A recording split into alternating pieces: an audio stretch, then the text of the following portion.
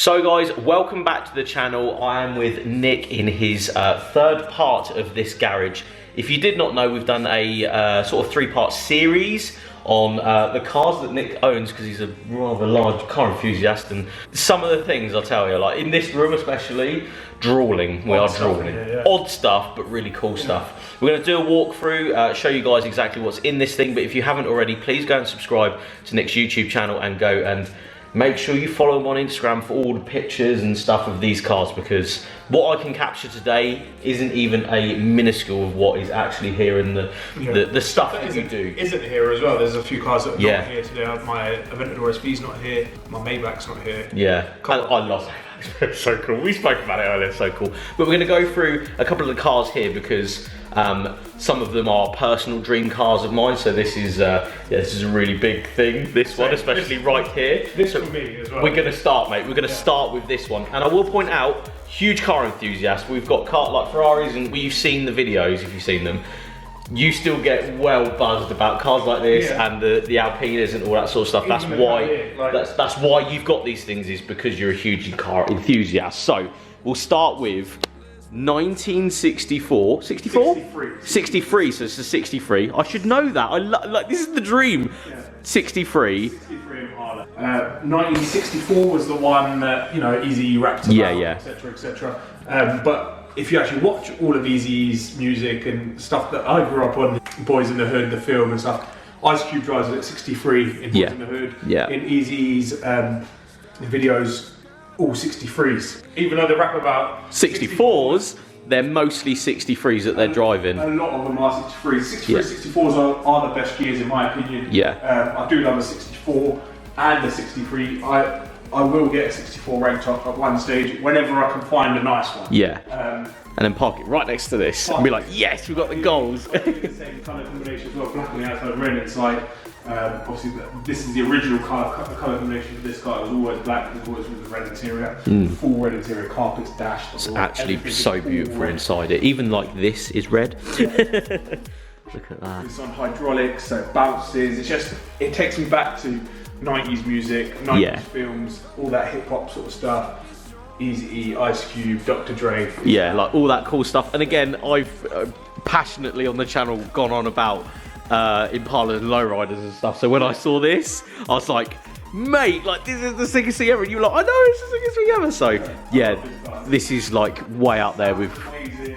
Oh, it just drives. It doesn't drive in a straight line at all. No. Terrible to drive. Like, just keep it in a straight line. Anything over 50 miles an hour, you might die. It's a handful to drive. But when you're just cruising around real slow, some music on, arm on the back of the seat, it's just loving life, mate. That's what it's all about. So I love cruisers. Yeah, man, that's absolute goal there. We'll move on to this, which will be coming to the channel soon. It is a E46 M3, Laguna Seca Blue, but it has a supercharger on it. So what sort of power? 480. Wow. Christ. Big Brembos on the front of it. Look at this. This is my second supercharged one. I've had a supercharged one running a VF 550 kit, which was running 538 brake. This drives better. Really? No, that's good. More usable power, I'm assuming. I don't know. In theory. I just think the power delivery is better in this ESS kit. I'm not sure what the kit. I think it's 500 kit. The 480, yeah. But, beautiful colour though, rare sort of now. Getting rarer by the day, in my opinion. The Laguna Seca interior as well. So blue on blue. Look at that. When do you ever see blue leather? I think I've only ever seen one of these for sale once with blue interior. So very, very sought after, rare in a weird way. I don't see blue leather in anything. No. Really. You see it, the odd Rolls Royce. I can't think of anything else that has blue leather in it. Yeah. Regularly seen parcel shop, the whole lot all blue. The whole thing is blue. I love an odd interior. Yeah, especially with BMW, because they do make some seriously odd interiors. Yeah, exactly. I will point out number plates as well. All of these are actual number plates for these cars. Of course, you put a lovely number plate. M-Beast, look at that. Oh, M5. So those two kind of match. Yeah. A few Beauty and Beast plates, and then obviously initials and just random stuff. But I'm a weirdo when it comes I'm a weirdo. I love number plates as well as cars. So, but keeping the cars with a cool number plate, I think I appreciate that, and everyone else would. This has beauty on it as well. Yeah, oh, we'll go around and show you guys this, because I actually saw this car at Play as we spoke about it, and it's got actual beauty on the number plate. Oh, absolutely mega. We'll go to the car that's behind you, because a lot of people are going to be very, very interested in this. Yeah, RS Turbo, Series 2, so it's a Mark IV Escort. In their day, like a fast car. Yeah. Now, 132 horsepower. That gives you torque steer, loads of fun really, considering it's a completely stock car. I love driving it. It's only got 18,000 miles on it now. 18,000 miles? What? Insane. High walk car, like everything. If you just have a look inside in a second. Yeah. Inside's like brand new. Smells like an old Ford, yeah. We were talking chrome bumper strips. Yeah, it's a 90 spec, which is like the desirable rare spec. So it's got these chrome bumper strips along the bumpers. It's got electric windows, intermittent wiper settings, things like that only came on a 90 spec. So I think it might have been the last year that they made these. So this is technically on a H plate. It's the most desirable Series 2. I think Series 1s are at the moment more desirable, more expensive. At the moment, but they're just climbing, absolutely climbing. They're all going up, really. Stuff like this on this car. Yeah. It's on the original order sheet of this car. So I've got the original order sheet somewhere, and those little lens covers, Ford lens covers. Oh, mate. Stuff like that. It's special, you know. People behind the camera will really appreciate that though, because above all of the other cars that we've gone through, this is, again, a cult car, something that you have to be into to know that these headlight things came on the build sheet. Like, that's so cool. So, super into it, and I love this. Again, number plate, 1990 NS, your initials. That's my year of birth and mine. Very nice. As well as the year of the car. Mate, that's so sick. Car's 1990, I'm 1990, and then obviously my initial. Yeah. Super sick. Beautiful condition as well. Like, and obviously I've kept if you look at the bottom of the plate, Trimoco Chelmsford was the original supplying dealer of the car. So when I had the original plates, I think they're in the boot at the moment, the original plates, I copied the font, copied the Trimoco bit and put my bit in it. Again, nerding out to little bits on the number plate, which is the sickest thing ever. I think every car enthusiast would be the same way, with like, oh, just put the dealer thing on there, and I appreciate that big time. We'll have a little nose inside this actually as we're here. Look at the interior, absolutely mint condition, mate. Wow. And again, 18,000 miles.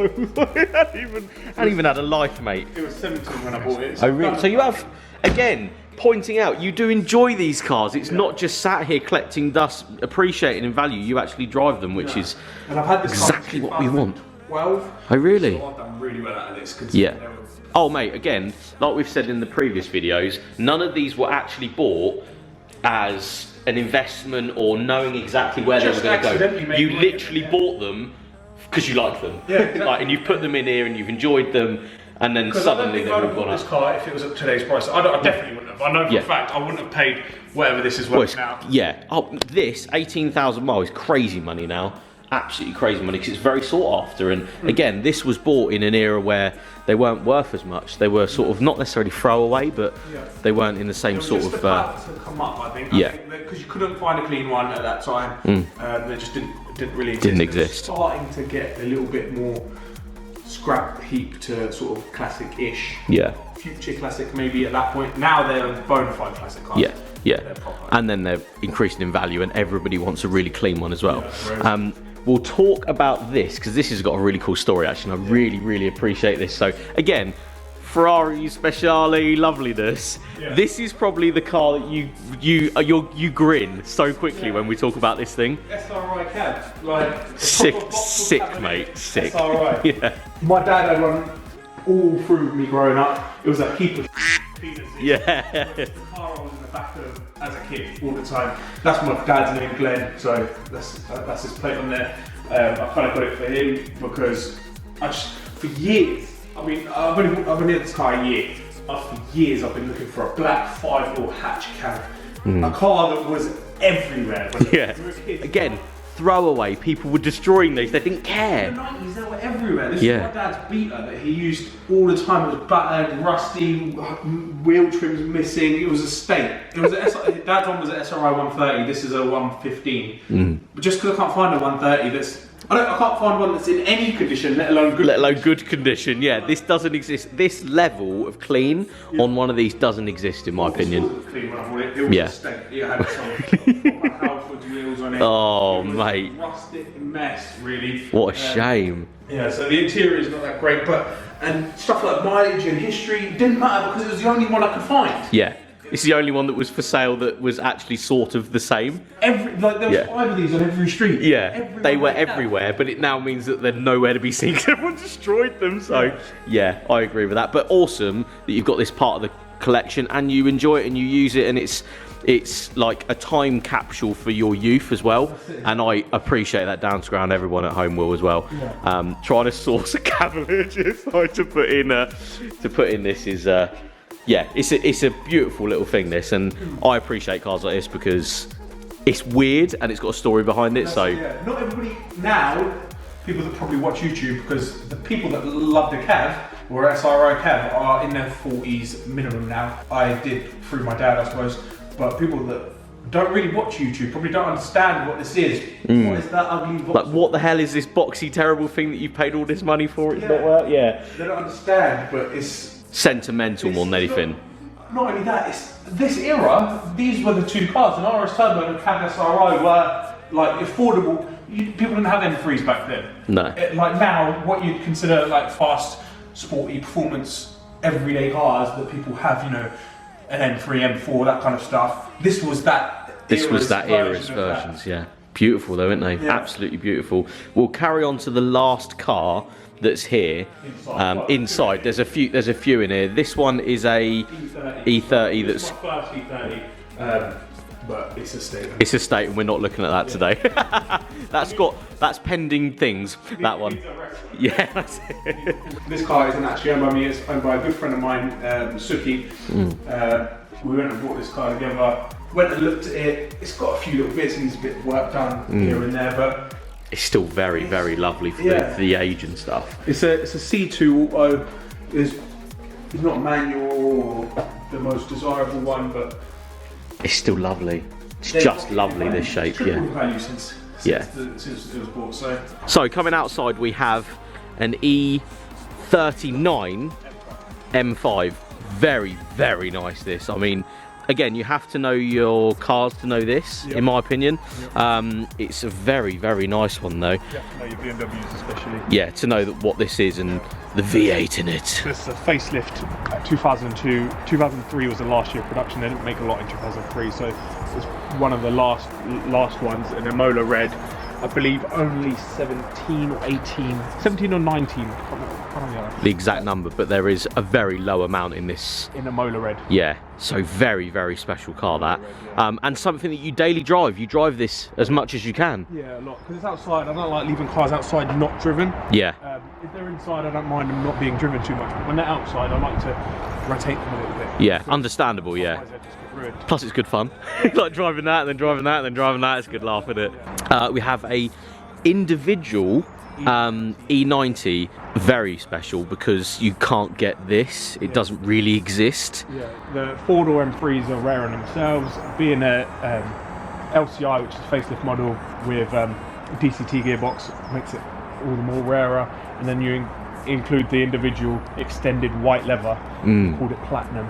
It makes it a 1 of 1. So there is only one car in the world built that's exactly like this. Again, nerdy car nerd, car enthusiast thing that you're only going to know if you know what you're talking about. This is also daily along with the M5, so yeah, it's used a lot as well. Bloody right, mate, enjoying it. Because it's a modern car with iDrive and modern Bluetooth and auto gearbox, it's usable and you can use it every day. It's stock other than it's had an exhaust mod. So it's just a nice, usable, everyday car. Yeah, and none of them. There's none of them, mate. Yeah, there's just it doesn't exist. Yeah. This though. Think about this. All of these things, and you're like, nah, drive that. Daily drive this. I drive it all the time. This probably more than everything else right now.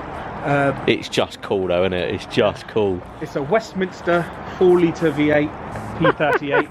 It's so cool. Proper like layer cake. Yeah. I've wrapped it yellow. It's black underneath. They only made 150 of these in petrol V8s. The rest, they made another 50, I believe, or yeah, they made another 200 total Westminsters. 150 of them are petrol V8s, and then 50 of them are 2.7 diesels. Right, yeah. Pretty special, mate. Pretty Quite special. A rare, special car. Range Rover purists hate the fact that it's wrapped yellow. Yeah, but layer cake, go and watch it. Yeah. That's in it, basically. That car's in it. Now, dwarfing the Range Rover is, yeah, it's tiny in comparison to this, which is, again, my favourite here, because I'm a child and a little bit of an idiot at the same time. Hummer H1 with a 6.5 litre, just insanity. I mean, I know a camera will not show size, but that's a Range Rover and that's a big car. That is just on another level. In person, it literally, like, my eye line is here, where the bottom of the windscreen is. Yeah, mate, it is literally... They built it with such a wide track, so it fits in tank tracks. Oh, very nice. It follows tanks in... Yeah. When it was used for military purposes, yeah, it follows tanks and fits in their tracks. So that was the reason for it being. It was so wide, yeah. You can see all the suspension and everything down there. It's quite. If you look at the hubs, actually, where the drive shaft goes into, it doesn't go into the middle of the wheel. It goes in there. It's got a little mini gearbox, I suppose. Oh, yeah. That drives the wheel, because in the centre of the wheel, if you look there, that's an air line that goes into the centre wheel that pumps the tyres up. And from inside the car? Inflates or deflates. Wow. Traction, super cool. Again, nerding out because we like cars. It's full on nerding deep. We'll come just down it and look at the mad interior in these. It's like literally the driver and the passenger in 2 different postcodes. Yeah. It's hilarious. In between them. Massive sound system in the back as well. Roof off in this, yeah. Oh mate, yeah. What a car with a stack going out the back as well. Paint these black. I'm not happy with this silver. Yeah, you want to just stick out too much. Stealth them out of it. I want them to be this colour, this sort of satin. Yeah. Oh mate, and just like literally like the width is hilarious. Like we're walking for a while to get past it.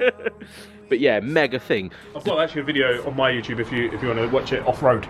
Oh really? Actually taking it off road. Again, this is used. This is a used, enjoyed car that you've had, and you take it off road, which is just exactly how you need to use these, in my opinion.